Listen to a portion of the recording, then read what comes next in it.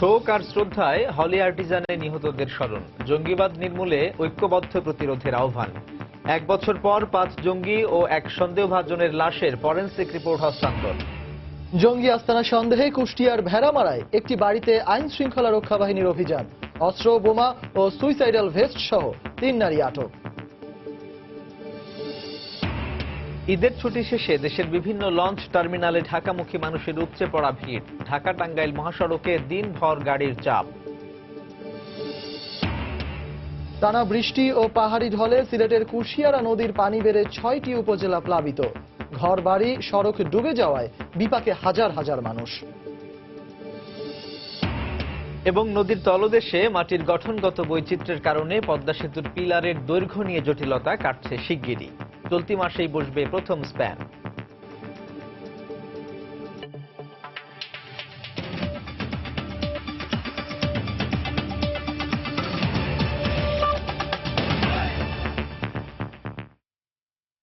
বাংলা সময়ের সঙ্গে আছি সাজিদ রাজু এবং আমি সজল মিত্র রিচার্ড। ফুলেল শ্রদ্ধা আর জঙ্গিবাদ নির্মূলের অঙ্গীকারের মধ্য দিয়ে স্মরণ করা হলো গুলশানের হলি আর্টিজান বেকারিতে হত্যাযজ্ঞে নিহতদের। এ সময় জঙ্গিবাদ নির্মূলে সবাইকে ঐক্যবদ্ধ হওয়ার কথা বলেছেন আওয়ামী লীগের সাধারণ সম্পাদক ওবায়দুল কাদের। অন্যদিকে হলি আর্টিজানের ঘটনাকে রহস্যপূর্ণ বলে অভিহিত করে তা নিরসনের দাবি জানান বিএনপি নেতা রুহুল কবির রিজভী।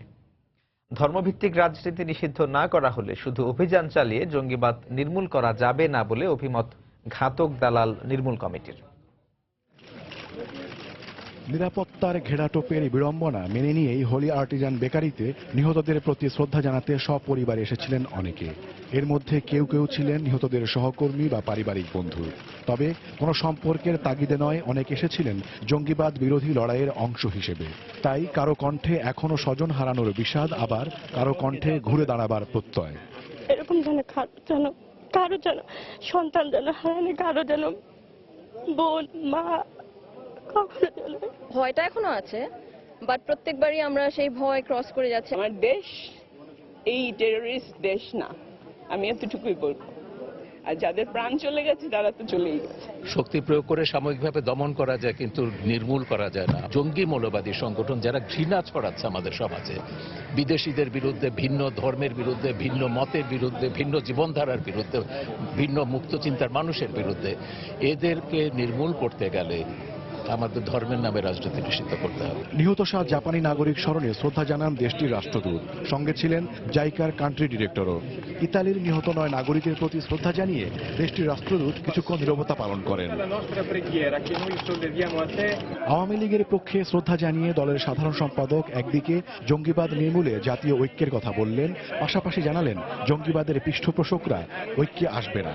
আমরা মনে করি এরা দুর্বল হয়েছে, ওরা কিন্তু নির্মূল হয়নি। এ অশুভ শক্তিকে মোকাবিলা করতে শুধুমাত্র ফোর্সের উপর নির্ভর করলে চলবে না। এ অশুভ শক্তি প্রতিরোধে শেখ হাসিনার নেতৃত্বে আমাদেরকে আজকে ঐক্যবদ্ধ প্ল্যাটফর্ম গড়ে তুলতে হবে। যারা তাদের পৃষ্ঠপোষক তারা কোনোদিনও আসবে না, আমরা জানি। এদিকে বিএনপির সিনিয়র যুগ্ম মহাসচিব রুহুল কবির রিজভী হলি আর্টিজানের নৃশংস ঘটনাকে রহস্যপূর্ণ বলে মন্তব্য করলেন। বাইরের বিভিন্ন সংগঠন বলছে এটা আইএসআইএস করছে, সরকার বলছে না এটা করছে না। এগুলোর মধ্যে দিয়ে যে রহস্য দানা বেঁধেছে, সেই রহস্য এবং কুঞ্জটিকা সরানোর দায়িত্বও হচ্ছে সরকারের। পুলিশের পক্ষ থেকে শ্রদ্ধা জানানোর পর অতিরিক্ত পুলিশ মহাপরিদর্শক জানালেন, বাংলাদেশের ভাবমূর্তি রক্ষায় সব পদক্ষেপ নেওয়া হয়েছে।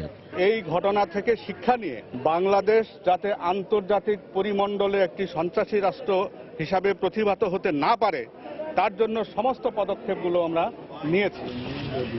এদিকে বনানী কবরস্থানে নিহত ওসি সালাউদ্দিনের প্রতি শ্রদ্ধা জানিয়েছে তার পরিবার ও বনানী থানা পুলিশ। ওমর ফারুক, সময় সংবাদ, ঢাকা। এদিকে মানিকগঞ্জে নানা আয়োজনে পালিত হলো হলি আর্টিজানে জঙ্গি হামলায় নিহত পুলিশ কর্মকর্তা রবিউলের প্রথম মৃত্যুবার্ষিকী। এই উপলক্ষে সদর উপজেলার কাটি গ্রামে স্মরণ সভার আয়োজন করে স্বেচ্ছাসেবী সংগঠন ব্লুমস। এতে জেলার পুলিশ সুপার মাহফুজুর রহমান, নিহত রবিউলের স্বজন, সংগঠনটির সদস্যদের পাশাপাশি স্থানীয় গণ্যমান্যরা উপস্থিত ছিলেন। স্মরণ সভা শেষে তার আত্মার মাগফিরাত কামনায় দোয়া মোনাজাত করা হয়। পরে 41 সুবিধাবঞ্চিত ও প্রতিবন্ধী শিশুর মাঝে খাবার সামগ্রী বিতরণ করে ব্লুমস। এদিকে বিকেলে রবিউলের কবরে ফুল দিয়ে শ্রদ্ধা জানান পুলিশ সুপার ও পরিবারের সদস্যরা।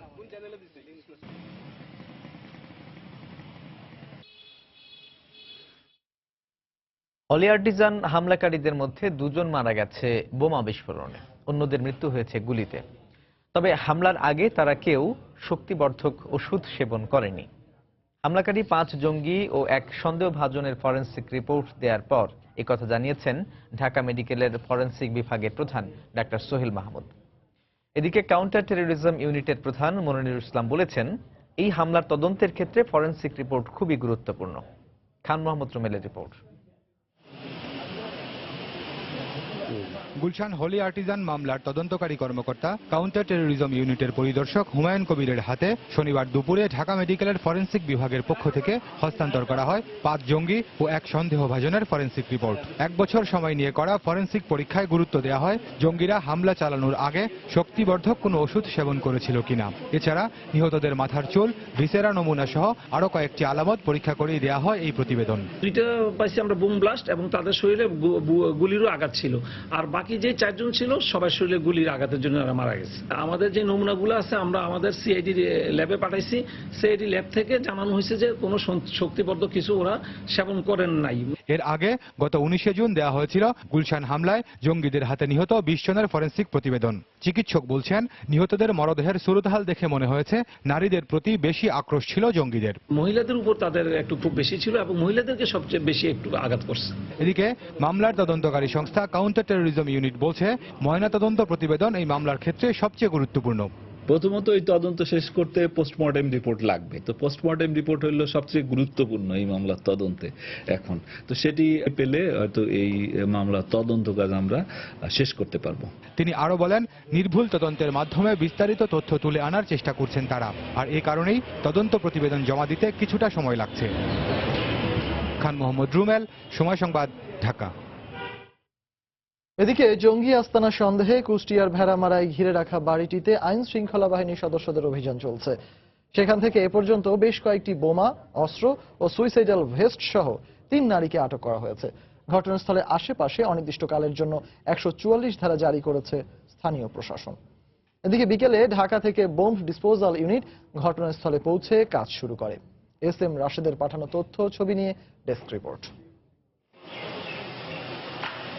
জঙ্গিরা অবস্থান করছে এমন খবরের ভিত্তিতে শুক্রবার মধ্যরাতে কুষ্টিয়ার ভেড়ামারা উপজেলার বামনপাড়া এলাকার একটি বাড়ি ঘিরে রাখেন আইন শৃঙ্খলা রক্ষা বাহিনীর সদস্যরা। পরে তাদের সাথে যোগ দেয় কাউন্টার টেরোরিজম ইউনিটের সদস্যরা। বাড়িটিতে তল্লাশি চালিয়ে 2টি সুইসাইডাল ভেস্ট, একটি বিদেশি পিস্তল, গান পাউডার ও বেশ কয়েকটি বোমা উদ্ধার করা হয়। এতে আতঙ্কগ্রস্ত হয়ে পড়েন এলাকাবাসী। জঙ্গি এলাকায় আছে আমরা বুঝতেও পারি নাই যে এত বড় জঙ্গি সংগঠন এলাকায় অবস্থান করছে। হঠাৎ করেই সকালবেলায় উঠে শুনে আমার বাড়ির পাশ থেকে এখানে আত্মঘাতী স্কোয়াডের সদস্যদের গ্রেপ্তার করা হয়েছে। আমরা প্রচন্ড ভয়ে বাড়ি থেকে বাড়াতে পারছি না, আমরা খুব এর ভিতরে আতঙ্কের ভিতরে আছি। বাড়িটি থেকে 2 শিশুকে উদ্ধার এবং 3 নারীকে আটক করা হয়। এদের মধ্যে একজন নব্যজেএমবির শীর্ষ নেতা আইয়ুব বাচ্চুর স্ত্রী বলে জানায় পুলিশ। 2টি ভেস্ট, সুইসাইডাল ভেস্ট আছে, আর কিছু এক্সপ্লোসিভ আছে, এক্সপ্লোসিভ ডিভাইস আছে। অভিযানে 3 জন নারীকে জীবন্ত উদ্ধার করা হয় এবং 2টি শিশুকে উদ্ধার করা হয় বাড়ি থেকে। আর এই নারীদের পরিচয় পাওয়া গেছে, একজন হচ্ছে নব্যজেএমবির বর্তমান আমিরের স্ত্রী, আর একজন হচ্ছে নব্যজেএমবির বর্তমান সেকেন্ড ইন কমান্ডের স্ত্রী। 6 মাস আগে ভেড়ামারা শহরের এই বাড়িটি নব্যজেএমবির শীর্ষ নেতা আইয়ুব বাচ্চুর স্ত্রী তিথি দর্জি ব্যবসায়ী পরিচয়ে ভাড়া নেয় বলে জানান মালিক নাসিমা বেগম। সময় সংবাদ, কুষ্টিয়া। বাংলা সময় আরো থাকছে। ঝিনাইদহের 120টি গ্রামে এখনো পৌঁছায়নি বিদ্যুতের আলো। 2018 সালের মধ্যে সংযোগ দেওয়ার পরিকল্পনা জানালেন পল্লী বিদ্যুৎ কর্মকর্তা। অতিবৃষ্টি ও পাহাড়ি ঢলে প্লাবিত হয়েছে সিলেটের 6 উপজেলার বিস্তীর্ণ এলাকা। এতে পানিবন্দী হয়ে পড়েছেন কয়েক লাখ মানুষ। পানি উন্নয়ন বোর্ড জানায়, গত 2 দিনের টানা বৃষ্টি ও ভারত থেকে নেমে আসা পাহাড়ি ঢলে কুশিয়ারা নদীর পানি অস্বাভাবিক হারে বৃদ্ধি পেয়েছে। এতে ফেঞ্চুগঞ্জ, গোলাপগঞ্জ, বালাগঞ্জ ও বিশ্বনাথ সহ মৌলভীবাজারের কুলাউড়া, বড়লেখা ও জুড়ি উপজেলার কয়েক লাখ মানুষ পানিবন্দী হয়ে পড়েছেন। এর মধ্যে ফেঞ্চুগঞ্জ উপজেলার শহরের অধিকাংশ সড়ক ও ব্যবসা প্রতিষ্ঠান পানিতে ডুবে গেছে। নৌকা দিয়ে চলাচল করছে শহরবাসী। তলিয়ে গেছে জমির ফসল ও সবজি ক্ষেত। এতে চরম বিপাকে পড়েছেন এলাকাবাসী। চাল দান আমরা ডাল ডুল কুচ্ছু দেন না, আমরা দরিয়ার মাঝে পানির মাঝে গন নাই দুয়ার নাই কানো দিতাম মাইসর দাইরে এটা ডাল চাল কোনো ধরনের কিছু নাই আমাদের ঘরেতে, এবং আমরা নৌকায় থাকি, নৌকায় খাই। সাধারণ জনগণের ক্ষেত্রে বাজার অনেক, আমার তো ব্যবসা বন্ধ, ব্যবসা অনেক লস। বন্যা পরিস্থিতি আমার এলাকায় ভয়াবহ, সেটা ফেঞ্চুগঞ্জ এবং বালাগঞ্জ নিয়ে জেলা প্রশাসকের সাথে যোগাযোগ হয়েছে। আমাদের প্রস্তুতি খুবই ভালো, আমাদের খাদ্য মজুত রয়েছে এবং আমরা বিভিন্ন জায়গায় এই ক্যাম্পগুলো আমরা করে যাচ্ছি।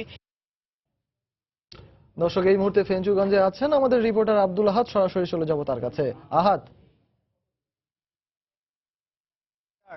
ভারতের আসাম, মেঘালয় এবং ত্রিপুরা থেকে নেমে আসা পাহাড়ি ঢলে সিলেটের ফেঞ্চুগঞ্জের উপজেলার বেশ কিছু এলাকা পানিতে তলিয়ে গেছে। আমি যেখানে আছি ফেঞ্চুগঞ্জ শহরে, আপনারা দেখতে পাচ্ছেন যে এই শহরে কোথাও কোথাও কোমর পানি, আবার কোথাও হাঁটু পানি, আবার কোথাও মাথার উপর দিয়ে পানি যাচ্ছে এই শহরের রাস্তায়, এবং শহরের মানুষ কোথাও হেঁটে চলাচল করলেও বেশ এলাকায় এই শহরবাসী নৌকাতে করে শহরে চলাচল করছে। এবং এই শহরের পাশাপাশি উপজেলার প্রায় 50টি গ্রাম প্লাবিত হয়ে গেছে।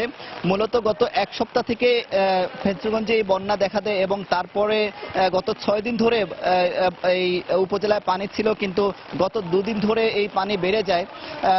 এবং এই ফেঞ্চুগঞ্জের পাশাপাশি সিলেটের যে অন্যান্য উপজেলা গোলাপগঞ্জ, বিয়ানীবাজার, বিশ্বনাথ এবং বালাগঞ্জ, সেই সাথে যে মৌলভীবাজারের কুলাউড়া, বড়লেখা এবং জুড়ি উপজেলা, এই 6 থেকে 7টি উপজেলা এই বন্যা দেখা দিয়েছে। এবং মৌলভীবাজারের যে হাকালুকি হাওর পাড়ের যে উপজেলা যেগুলো রয়েছে, সেই উপজেলাগুলোতে তীব্র বন্যা দেখা দিয়েছে।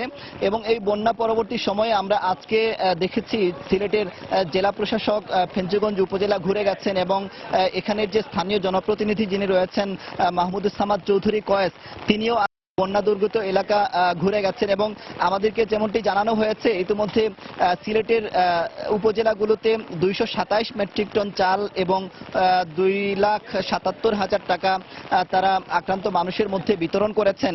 এবং এই ফেঞ্চুগঞ্জ উপজেলায় 3টি আশ্রয় কেন্দ্র খোলা হয়েছে আমাদেরকে জানিয়েছেন জেলা প্রশাসক। এবং এই উপজেলার পাশাপাশি তিনি বলেছেন যে জেলার অন্যান্য উপজেলায় মোট 9টি আশ্রয় কেন্দ্র খোলা হয়েছে, এবং সেই সব আশ্রয় কেন্দ্রে পর্যাপ্ত খাবার সরবরাহ করা হচ্ছে তিনি আমাদেরকে জানিয়েছেন। কিন্তু আমরা আজকে দুর্গত এলাকা আমরা ঘুরে এসেছি, এবং সেই সব এলাকার মানুষ আমাদেরকে যেমনটি অভিযোগ করলেন যে আজকে এক সপ্তাহ থেকে তারা পানিবন্দী হলেও এখনো পর্যন্ত তারা কোনো ধরনের সরকারি সহায়তা পাচ্ছেন না। এবং তারা যেমনটি অভিযোগ করলেন যে এই এলাকার মাত্র হাতে গোনা কয়েকজনকে সহায়তা করা হয়েছে, কিন্তু বেশিরভাগ মানুষ এখনো পর্যন্ত কোনো ধরনের সহায়তা পাননি। এবং সবচেয়ে ভয়াবহ অবস্থা হলো যে মৌলভীবাজারের যে এলাকাগুলো বন্যা আক্রান্ত হয়েছে, তার মধ্যে কুলাউড়া এবং বড়লেখার যে মহাসড়ক, আঞ্চলিক মহাসড়ক রয়েছে, সেই মহাসড়কে যান চলাচল গত 2 দিন ধরে বন্ধ রয়েছে।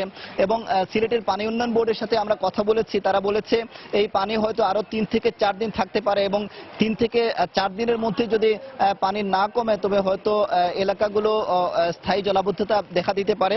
এবং এই উপজেলার মানুষ অভিযোগ যেমনটি করলো যে আমি যে রাস্তার উপর দাঁড়িয়ে আছি, এই রাস্তাটি একেবারে কুশিয়ারা পাড়ে, এবং এই রাস্তার পাশের যে দোকানগুলো দেখতে পাচ্ছেন তাদের সংখ্যা যে কোনো সময় এই দোকানগুলো হয়তো কুশিয়ারায় বিলীন হয়ে যেতে পারে, এমন সংখ্যা তারা প্রকাশ করেছেন। এবং তাদেরকে দ্রুত সময়ের মধ্যে এই যারা আক্রান্ত মানুষ তাদেরকে নিরাপদ জায়গায় যাতে সরিয়ে নেওয়া যায় সেজন্য সচেতন যারা আছেন তারা এই আহ্বানটি জানিয়েছেন। রিচার্ড। দর্শক, আপনারা যেমনটা শুনছিলেন সিলেটের ফেঞ্চুগঞ্জ থেকে সেখানকার বন্যা পরিস্থিতির সবশেষ খবর জানাচ্ছিলেন আমাদের রিপোর্টার আব্দুল আহাদ। খুলনায় গুলিতে একজন নিহত হয়েছে। পুলিশ বলছে সে ডাকাত দলের সদস্য ও বন্দুক যুদ্ধে তার মৃত্যু হয়েছে। গত রাতে ডুবুরিয়া উপজেলার চুকনগর এলাকায় এই ঘটনা ঘটে। পুলিশ জানায় বৃহস্পতিবার নালতিয়া গ্রামের একটি মাছের ঘের থেকে ডাকাত দলের সদস্য রবিউল ইসলাম বাদশাহ ওরফে কুমোরকে গ্রেফতার করা হয়। পরে শুক্রবার রাতে তাকে নিয়ে অস্ত্র উদ্ধারে চুকনগর এলাকায় অভিযান চালায় পুলিশ। এ সময় উপস্থিতি টের পেয়ে পুলিশকে লক্ষ্য করে গুলি ছোড়ে তার সহযোগীরা। আত্মরক্ষার্থে পুলিশও পাল্টা গুলি ছড়ে এতে গুলিবিদ্ধ হয়ে মারা যায় কুমোর। পরে ঘটনাস্থল থেকে একটি পাইপ গান ও বেশ কয়েকটি দেশীয় অস্ত্র উদ্ধার করা হয়। নিহত কুমোরের বিরুদ্ধে ডুমুরিয়া থানায় 10টি মামলা রয়েছে বলে জানায় পুলিশ।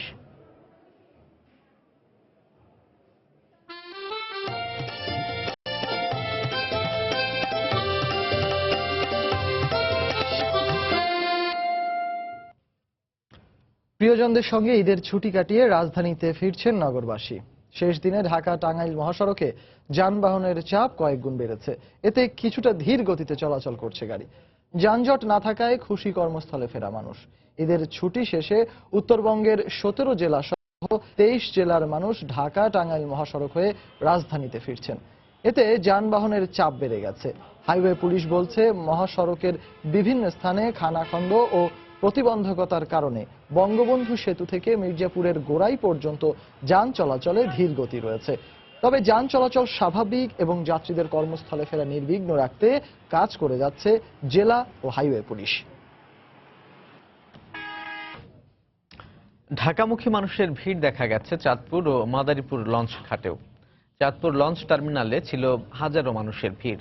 ভোর থেকে দুপুর 1টা পর্যন্ত চাঁদপুর ঢাকা ও চাঁদপুর নারায়ণগঞ্জ রুটে 20টি লঞ্চ ছেড়ে যায়। লঞ্চে ছিল যাত্রীদের উপচে পড়া ভিড়। দুপুর 2টা থেকে রাত 12টা পর্যন্ত 15টি লঞ্চ ছেড়ে যাওয়ার কথা রয়েছে।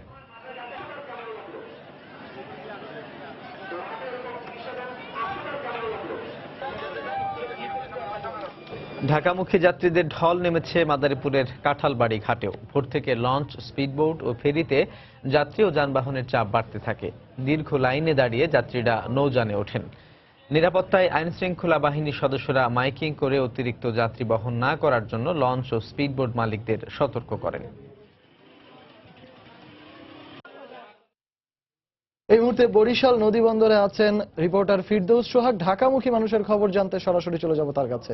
সোহাগ, রিচার্ড, ঈদের পর পঞ্চম দিন আজকে বরিশাল নদীবন্দরে তিল ধারণের ঠাঁই নেই।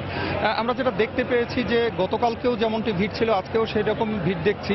বরিশাল নদীবন্দর থেকে আজকে 16টি যাত্রীবাহী লঞ্চ এবং 2টি সরকারি স্টিমার, মোট 18টি নৌযান ঢাকার উদ্দেশ্যে রওনা করবে। প্রত্যেকটি লঞ্চেই আমরা যেটা দেখতে পেয়েছি যে একেবারেই তিল ধারণের ঠাঁই নেই। নদী বন্দরের যে জায়গাটিতে আমরা রয়েছি, আমরা একটু দেখাবার চেষ্টা করছি। আজকে যে লঞ্চগুলো যাবে তার একটু তালিকা যদি আমরা জানাই দর্শকদের উদ্দেশ্যে: Parabat 10, Tasrif 4, Kalam Khan 1, Parabat 12, Parabat 11, Surabhi 9, Tasrif 1, Surabhi 8, Sundarban 12, Red Sun, Parabat 9, Tipu 7, Kirtankhola 2, Sundarban 10, Dweepraj, Green Line, Madhumati এবং বাঙালি, এই মোট 18টি নৌযান বরিশাল থেকে রাজধানীর উদ্দেশ্যে যাত্রা করবে। তো প্রত্যেকটি নৌযানে আমরা যেটা দেখেছি যে 3 থেকে 5,000 যাত্রী রয়েছে। সর্বোচ্চ ধারণ ক্ষমতা হচ্ছে বড় যে নৌযানটি সবচেয়ে, সুন্দরবন 10, 1400। প্রত্যেকটি নৌযানে আমরা যেটা দেখেছি যে একেবারেই টইটুম্বুর হয়ে আছে। কথা বলেছিলাম এখানকার যিনি নির্বাহী ম্যাজিস্ট্রেট রয়েছেন সুকুময় সরকার, তিনি আমাদেরকে জানিয়েছেন কোনোভাবে ছাদে এবং বাড়তি যাত্রী নেওয়া যাবে না, এবং সেই অনুযায়ী তারা কিন্তু কার্যক্রমও চালাচ্ছেন। গতকালকে আমরা যেটা দেখেছি যে বরিশাল নদীবন্দর থেকে নির্ধারিত সময়ের আগেই লঞ্চগুলোকে ছেড়ে দিতে বাধ্য করা হয়েছে। আজকেও সেরকমটি করবেন বলে সরকারি কর্মকর্তারা, অর্থাৎ বিএডব্লিউটিএ এবং বরিশাল নদীবন্দরের কর্মকর্তারা এবং এই ম্যাজিস্ট্রেট, যিনি নির্বাহী ম্যাজিস্ট্রেট রয়েছেন, তিনি আমাদেরকে সেরকম তথ্যটি জানিয়েছেন। প্রতিদিন বরিশাল নদীবন্দর থেকে গত কয়েকদিন যাবত আমরা যেটা দেখতে পাচ্ছি যে 70 থেকে 80,000 যাত্রী কিন্তু বরিশাল নদীবন্দর থেকে ঢাকার উদ্দেশ্যে যাত্রা করে থাকেন, এবং আজকেও সেরকমটি আমরা দেখতে পাচ্ছি। এবং কিছুক্ষণের মধ্যে এই যে লঞ্চগুলো রয়েছে এগুলো বরিশাল নদীবন্দর থেকে ছেড়ে দেওয়া হবে। নির্ধারিত সময়ের আগেই ছাড়িয়ে দেওয়ার কথা আমরা জানতে পেরেছি। তো এই ছিল মোটামুটি এখানকার সর্বশেষ। রিচার্ড। দর্শক, বরিশাল নদীবন্দর থেকে ঢাকামুখী যাত্রীদের সবশেষ খবরাখবর জানাচ্ছিলেন আমাদের রিপোর্টার ফিরদৌস সোহাগ।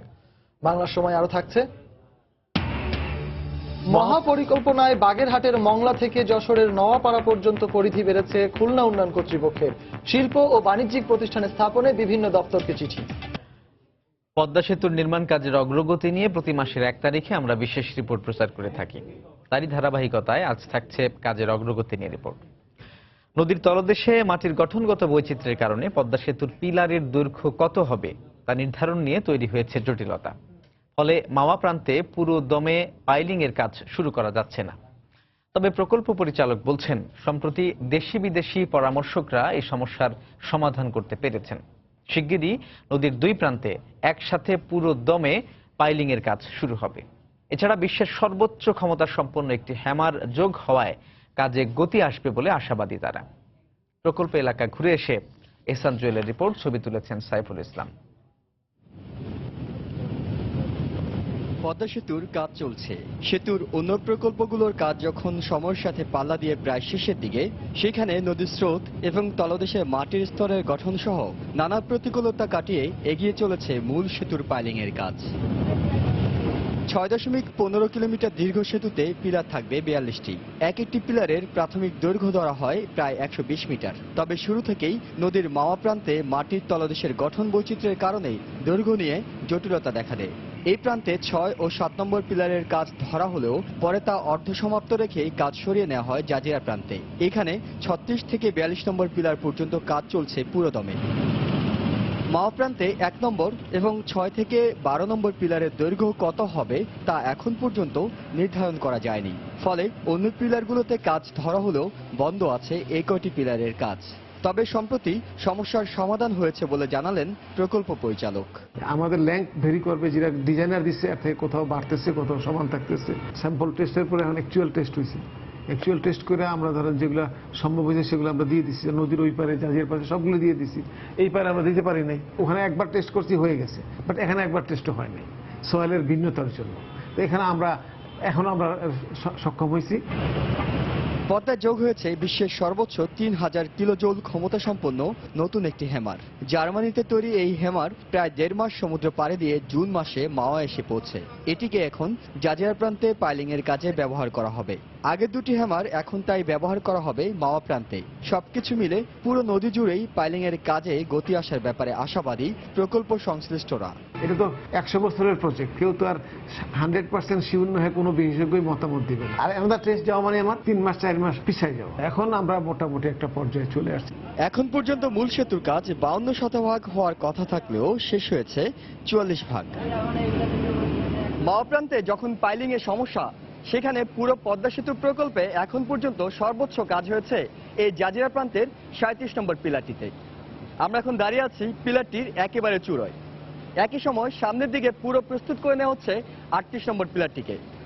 প্রকল্প সংশ্লিষ্টরা বলছেন, কয়েক দফা পেছানো হলো চলতি মাসের মধ্যে সম্ভব হবে এই দুটি পিলারের মধ্যে পদ্মা সেতুর প্রথম স্প্যানটি বসিয়ে দেয়া। এহসান জুয়েল, সময় সংবাদ, শরীয়তপুর।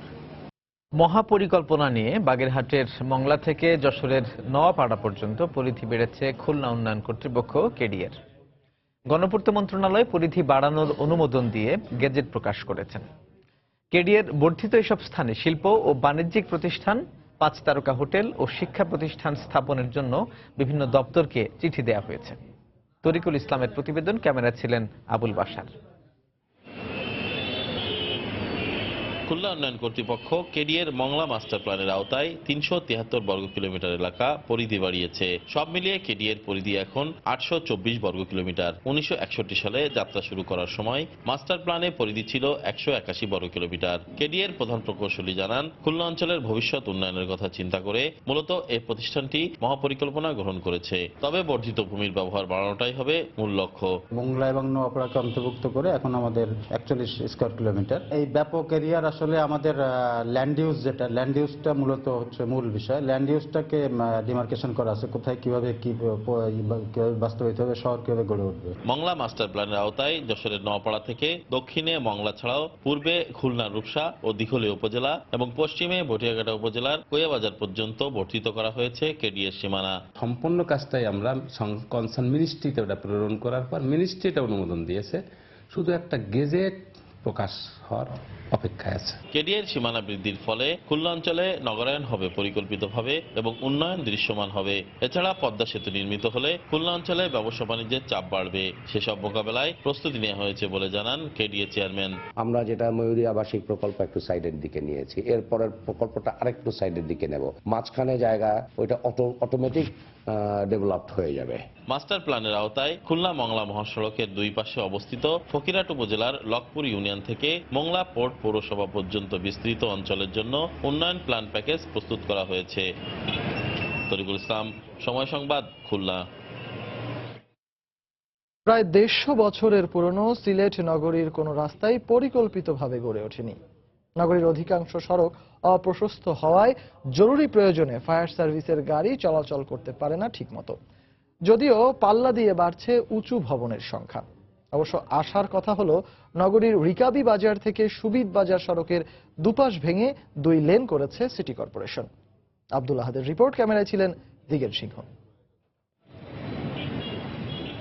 নগরীর প্রাণকেন্দ্র বন্দরবাজার ও জিন্দাবাজার সড়ক, দুটি গাড়ি পাশাপাশি চলাচল করাও মুশকিল। অথচ এই এলাকায় রয়েছে ব্যবসা প্রতিষ্ঠান, ডিসি, এসপি অফিস, আদালত, ব্যাংক, বিশ্ববিদ্যালয় সহ গুরুত্বপূর্ণ স্থাপনা। আর রাস্তার পাশে সারি সারি উঁচু ভবন। প্রয়োজনের তুলনায় রাস্তা অপ্রশস্ত হওয়ায় প্রায় লেগে থাকে যানজট। এতে দুর্ভোগের শেষ নেই নগরবাসীর। পরিবহন রাস্তাঘাট হয় নাই, যার কারণে সমস্যাটা আর সৃষ্টি। শহরের যে আকাঙ্ক্ষা যেভাবে বাড়ছে এই তুলনায় রাস্তাগুলা বড় হওয়া দরকার। চলাফেরার সমস্যা, আপনার এই যে রাস্তাঘাট ছোট, গাড়ি ঘোড়া যানজট হয়। ফুটপাতটা খোলা রাখেন, তার কাস্টমারও দোকানদারও পাইবা, আর আমরা জনগণ যারা আছি রাস্তাঘাট আরতাম চাই, তারাও আরতাম পারবো। ফায়ার সার্ভিস জানায়, কোথাও আগুন লাগলে রাস্তার কারণে বড় গাড়ির পরিবর্তে ছোট গাড়ি পাঠাতে হয়। এতে নানা সমস্যায় পড়তে হয়। ওইসব এলাকায় যদি আমরা টার্নটেবল লেডার, বড় লেডার সংযুক্ত গাড়ি ব্যবহার করতে পারি তাহলে কাজটা সুবিধা হয়। সিলেটের রাস্তা প্রশস্ত করার দাবি দীর্ঘদিনের, কিন্তু কোনো জনপ্রতিনিধি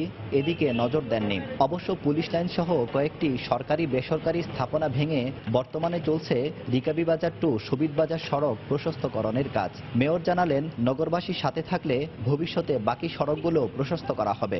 মেট্রোপলিটন পুলিশের পুলিশ লাইন, জেলা পুলিশ লাইন, এগুলা বাংলাদেশ বেতার, সব ইম্পর্টেন্ট এখানে অবস্থান করতেছে অফিস। সেই ক্ষেত্রেও আমাদের এই রাস্তা এবং পিছনে সামনে দিকে গেলে আমরা সাগরদিঘি ডিজিএফআইয়ের অফিস, এই নিয়ে এন্টায়ার এই সাইডটা আমাদের পরিকল্পনার মধ্যে রয়েছে প্রশস্ত করে নিয়ে যাওয়ার জন্য। 1878 সালে প্রতিষ্ঠিত সিলেট পৌরসভা 2002 সালে সিটি কর্পোরেশনে উন্নীত হয়। নগরীর মোট সড়কের দৈর্ঘ্য 568 কিলোমিটার।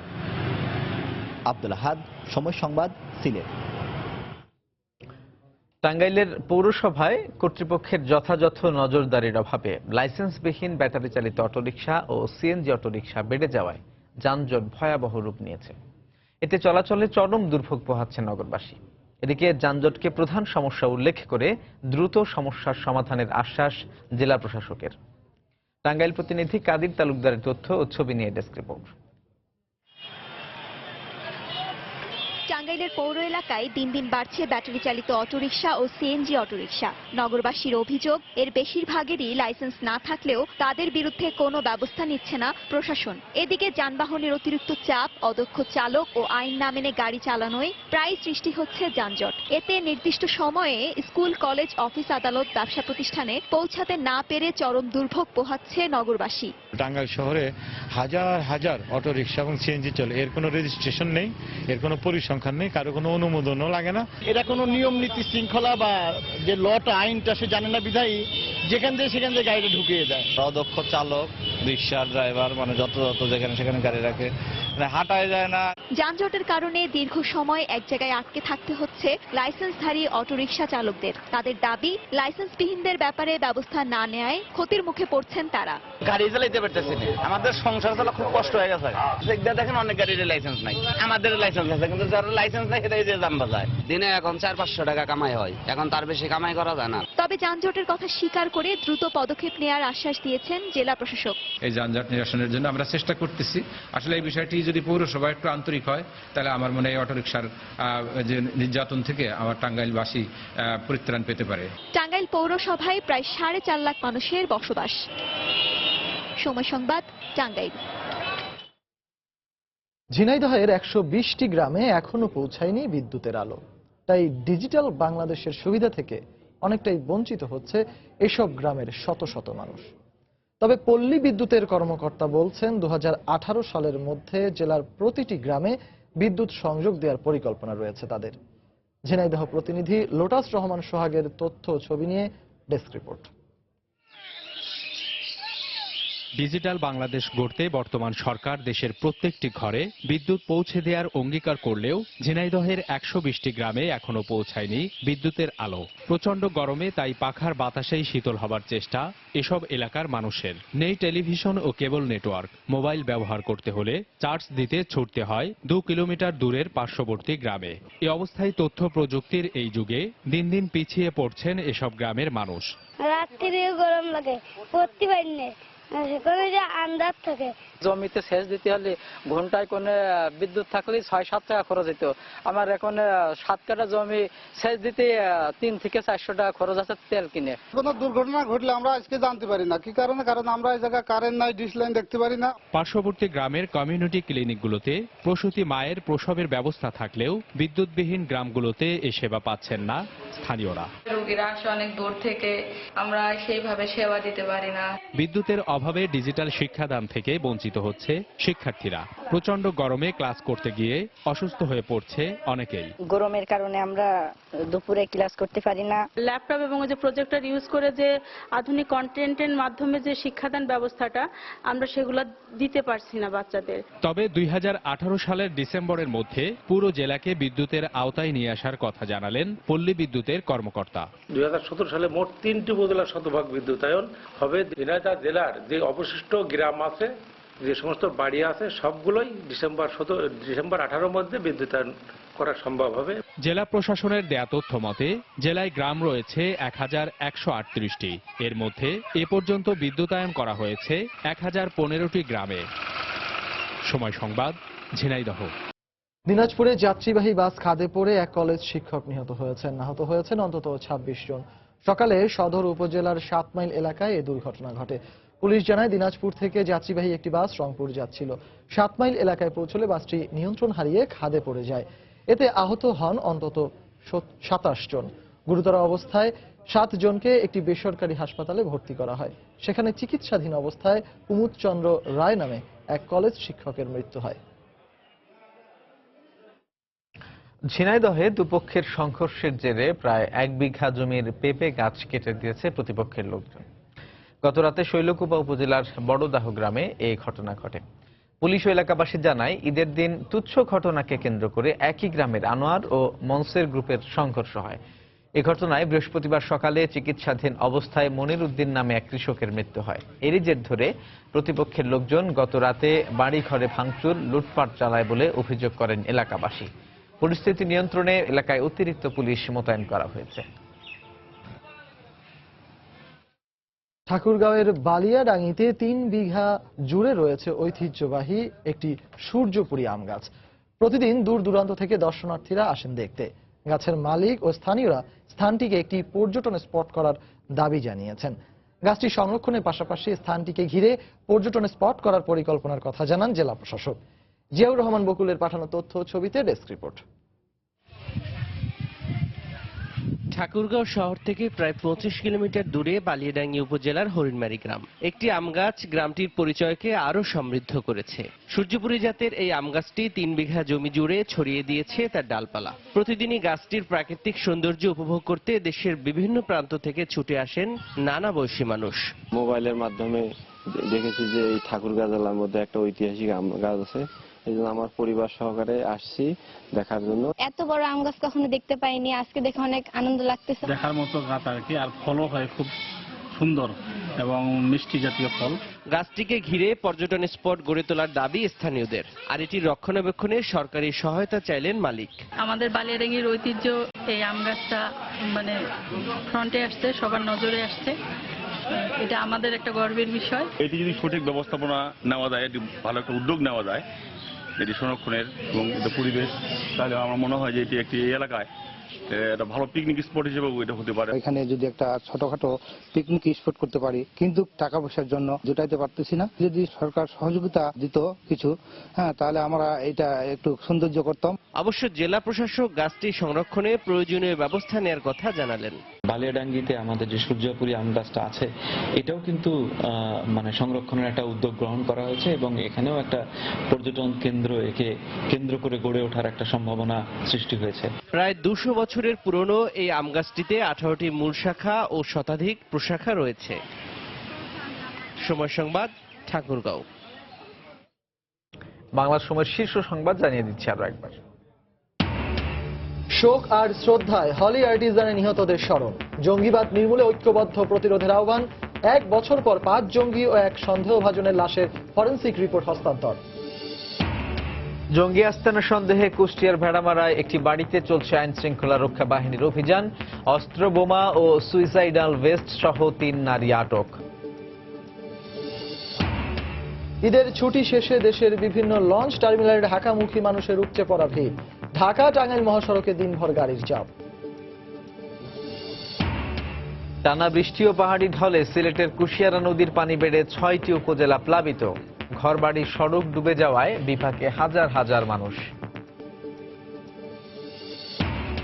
এবং নদীর তলদেশে মাটির গঠনগত বৈচিত্র্যের কারণে পদ্মা সেতুর পিলারের দৈর্ঘ্য নিয়ে সৃষ্ট জটিলতা কাটছে শিগগিরই। কাজ করছেন দেশি বিদেশি পরামর্শকরা। এই ছিল বাংলার সময়। যে কোনো খবর পেতে ভিজিট করুন সময়নিউজ.tv। এছাড়া এইমাত্র পাওয়া খবর আপনার মোবাইলে পেতে SMS করুন *BN লিখে পাঠিয়ে দিন 16242 নম্বরে। সঙ্গে থাকুন সময়।